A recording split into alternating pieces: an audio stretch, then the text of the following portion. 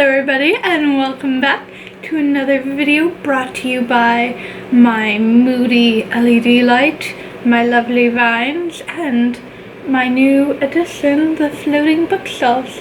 I just really wanted to mention that because look how fucking cool they are. Yeah.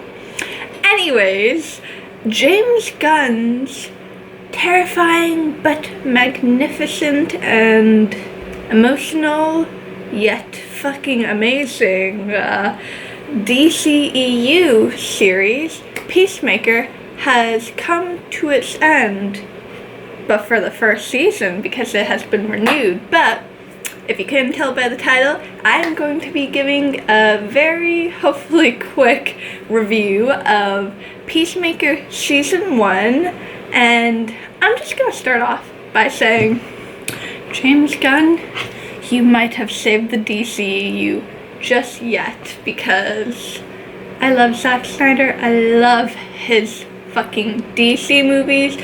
I know a lot of people like to give him crap. I am not one of those people. I personally loved BVS. Hi, if you haven't met me before or watched any of my videos, I am a huge Batman v Superman stan, as one would say. But yeah, the DC Extended Universe was not looking very bright in terms of success because it seems as though studio interference was a big factor in it failing, in my opinion, since they really want to be like the MCU with how popular they're doing and all of their shows that they have out on Disney Plus, even though some aren't as great as others. But that'll be another video for another day. But back to Peacemaker. James Gunn he's fucking great. He manages to get the most random, like, I don't even know what word to say. It's just like, basically he gets the characters people care about the least and makes them fucking epic. He makes them emotional, like he makes the audience have a connection with them, feel for them, cry for them, aka what he did with Polka Dot Man. Like, literally, I feel like that character is kind of a joke in DC Comics, but then like he takes him, brings him onto the big screen, and boom, like you got this emotional story that kind of makes you feel really, really bad for the guy. And then on the other hand, he takes a character like Rick Flag, who was done so dirty, although honestly all the characters were done dirty by David Ayer in the first Suicide Squad movie, and he actually gives emotional depth to the character. And I'm only mentioning Rick Flag because, damn it, James Gunn has managed to make me feel sorry and feel sympathy for the character that murdered Rick Flag brutally. And in case you forgot it, James Gunn showed us that clip, what was it, 3-4 times throughout all, I think, 8 episodes. Yeah, maybe you should have a counter of how many times that happens in the second season, because we definitely didn't get enough recaps of that. I think we need a little bit more, maybe a montage. Back to what I was saying though, I don't know, before the show came out, I was just thinking, I'm not gonna like John Cena's character. Like, fucking Peacemaker is an asshole, but like they make you feel bad for them. We get like this backstory which is horrible for him. His father is like literal scum of the earth. He is like the most horrible type of person out there in the world, and sadly there are people like that, but that's not my point.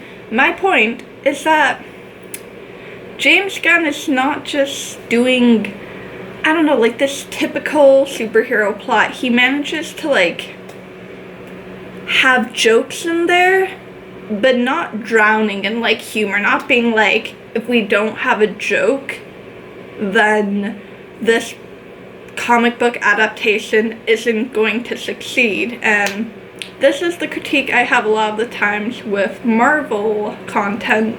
I feel like there will be a really sad scene, like someone died or just something brutal happened, and there's a joke like 5 seconds later. And I find that James Gunn's type of directing and writing, he does a good way with handling it. Granted, I do have a slight critique where in the final episode, I don't know why, but with Adebayo's character, they were not giving her a break. Like, I feel like they were kind of making her the butt of the joke when they did the, what was it, human rocket, and she went through the creature, the cow. Like, God, you did not give her a break. Granted, what she did was bad, but I don't know. Did you really need to do that? And obviously, I'm not saying that the show is perfect. There are times when it was like, we didn't really need to see all of these jokes, like some of the scenes with John Cena. Sometimes the humor kind of didn't need to be there, but I don't know, at the end of the day, like, the development he had in the characters was pretty fucking good, especially with, I feel so bad that I can't remember the guy's name, but, Dyebeard, when we found out, like, the backstory of why this guy dyes his beard, it was really sad, and it's this kind of, like, detail to character that you want, and that I find that at times the DCU kind of lacks, because it seems like they're stacked up against Marvel's Avengers, and that Warner Brothers feels like they're falling behind Disney. You don't need to recreate something that, I don't know, like, you didn't do in the first place. Just because it worked for someone else doesn't necessarily mean that it's gonna work for you. And granted, a lot of the time, DC definitely has a lot of dark content, and I'm not opposed to that. Like, give me that kind of content, but it's also nice to see the light side of things, and I find that James Gunn does an excellent job at doing this. Like, he had me cheering on Vigilante when he was beating up those white supremacies? Nah, I think it's supremacists. Grammar lesson for another day. When he was beating them up in the prison, I was like, this is fucking amazing. Can we please get more of this? Because this is kind of the same humor, the same type of personality that we see in Deadpool, in Marvel, in the Fox movies. So I was really happy to have his character in, because he was kind of like an unhinged, I wouldn't say sociopath, maybe more like psychopath.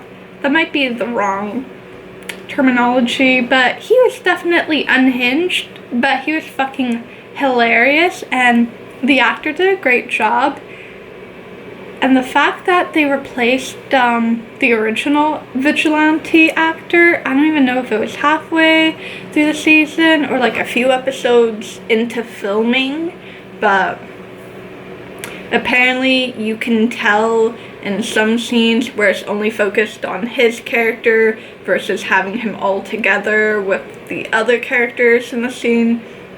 The actor did a great job. Like, all of the actors I honestly enjoyed. I felt so bad when we saw Myrn die, because I thought the actor was very good in the role, and I honestly wanted to see more of him. I was kind of hoping that we'd get to see him in season 2, but nah, his little butterfly wings aren't gonna fly another day.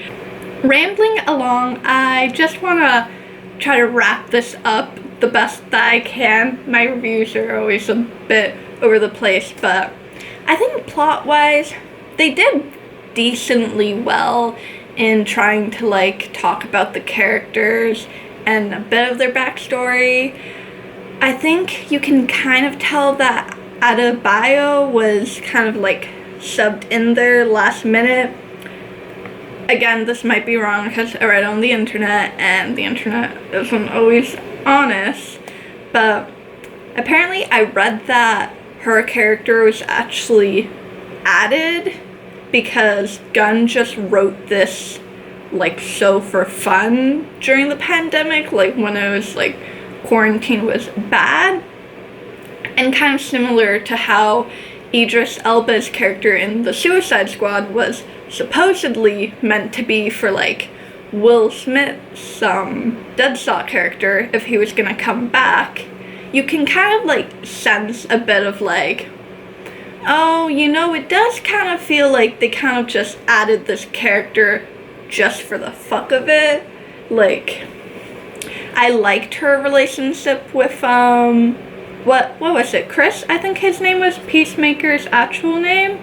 Like, the friendship that they had, it was kind of nice to see, and seeing her as Amanda Waller's daughter. Like, Amanda Waller is this absolute bitch that will do anything she can in order to like get the result that she needs for the government or whatever she's doing in whatever comic and whatever plot and scenario they put the character in. But yeah, it was kind of interesting seeing that.